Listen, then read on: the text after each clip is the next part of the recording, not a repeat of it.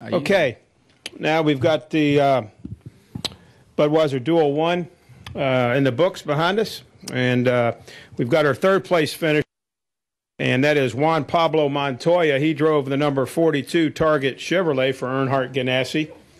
And Juan, you weaved your way up through there towards the second half of that race, and looked like you had a very strong race car. Talk about how things went out there for you today. But it was kind of a weird race because on the second or third lap, we talked with Dale before the race that, we both wanted to go to the front, so I'll just follow him. And I went into turn 3, and, our car has been pretty good. If anything, it's been a little loosey. And I went into turn 1, went to turn the wheel, and it just picked up a ton of chatter.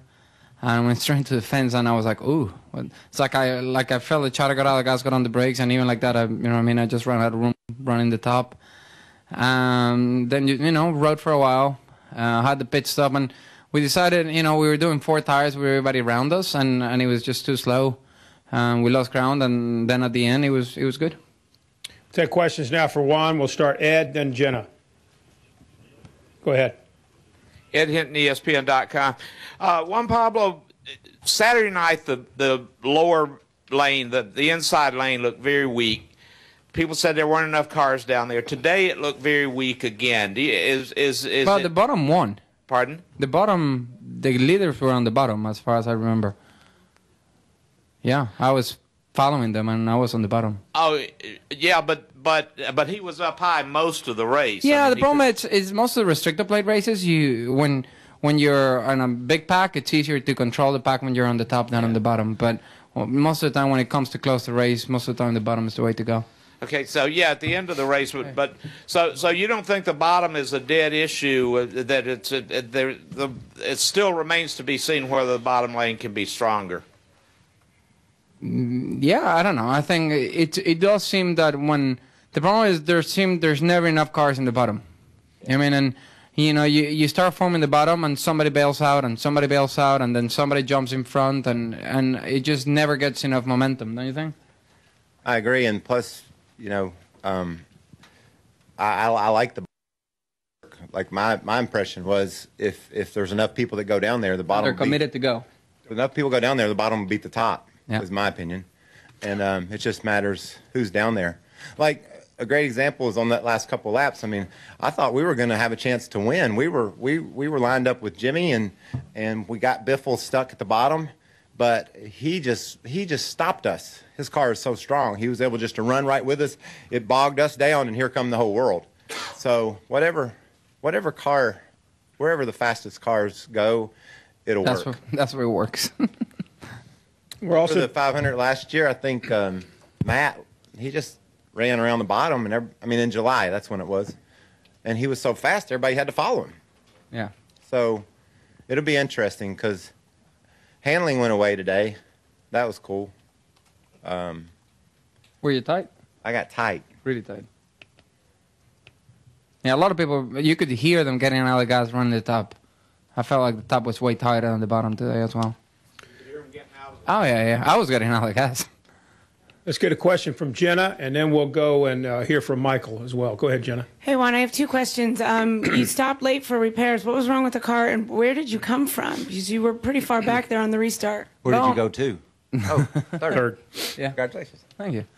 We came in, when I actually wasn't too bad, but when I came to the stop, something fell out in the right front, like split open, so the fender split open. So when I came in, they put a ton, tape and fixed it. And in the restart, the car, felt like it fell yesterday in practice. It had a lot of speed, and I was gonna get in line on the top, and then I felt like I had such a good momentum, so I'm just gonna give it a go.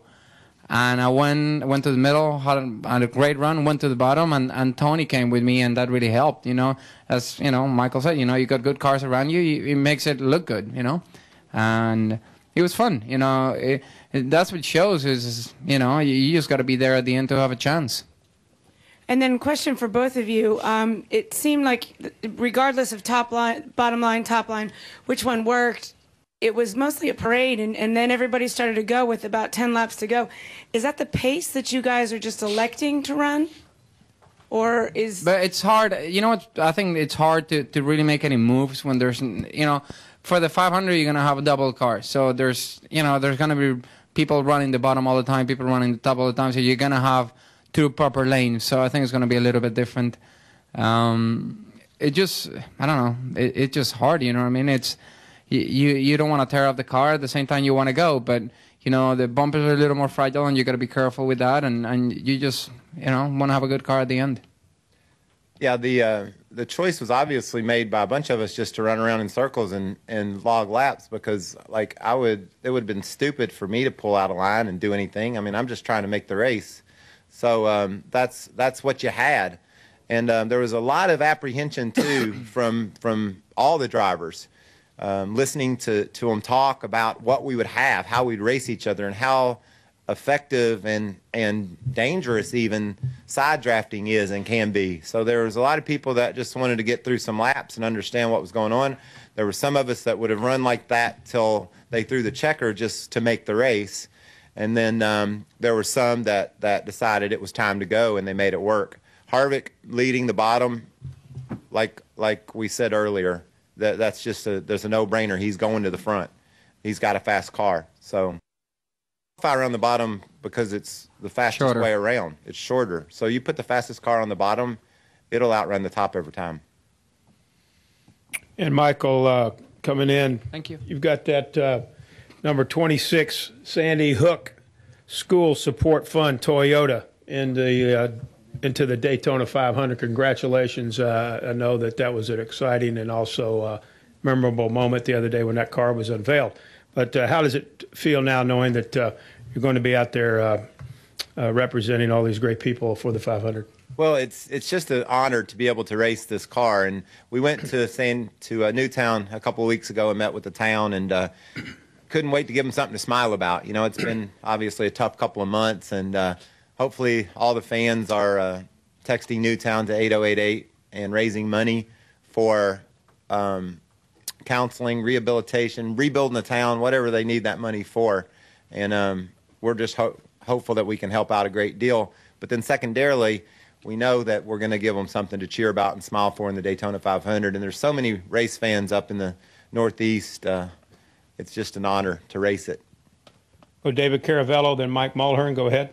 David Caravello, NASCAR.com. Michael, even though two cars are going home today, I mean, how much pressure did you guys feel to make the race, given the emotional weight of your paint scheme and what you're representing here? Yeah, it's always something. It seems like you think every time it would be the world ever miss. But I was carrying a lot of hopes and dreams and people that I wanted to cheer up on my car, and so it meant a lot to us to put it in. I mean, two cars are going to miss it, but if I get wrecked in that crash, I could have been one of the two.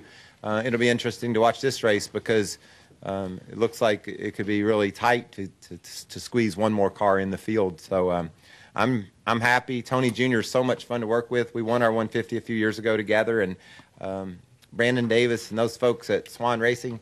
I think it's a great story for you guys. They've come in and they said, we're going to race. We're going to figure this out.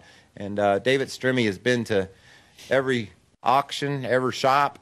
He's bought parts from Roush, from us, from all over, just putting this team together. And Strimmy is a great story. No one's working any harder or cares more or wants to be a part of this deal any worse than David.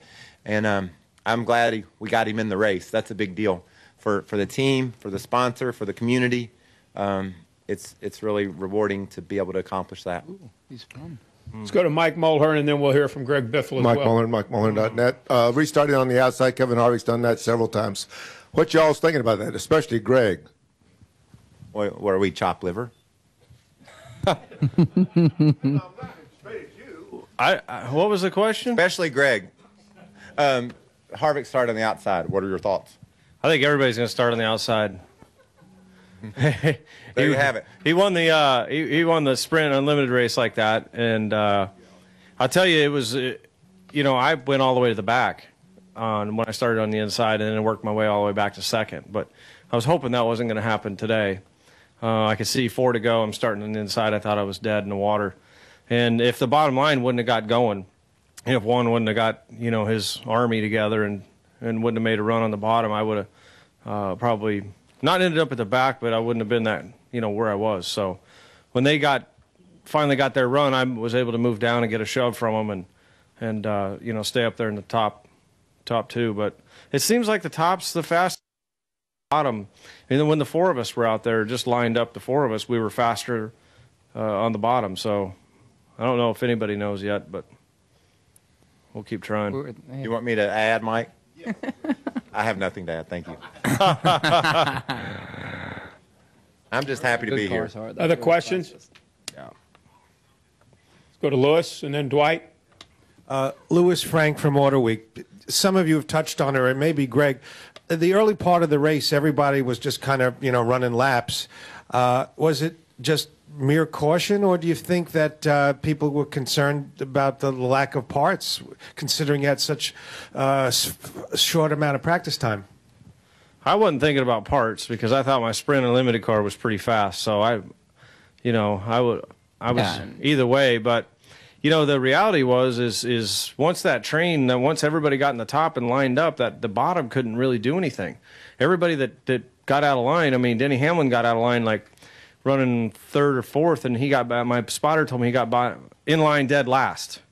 And I was like, well, I don't want to do that, So I just stayed in line until it came down to it. I was going to make a run at the leader. So I think everybody knew if they got out of line without half the field committing to the bottom wasn't going to happen. One last question here. Go ahead, Dwight. Dwight, driverracestate.com. Greg, as far as, could you explain to fans about the testing the vehicle and now racing the vehicle, the biggest differences that they might be interested in?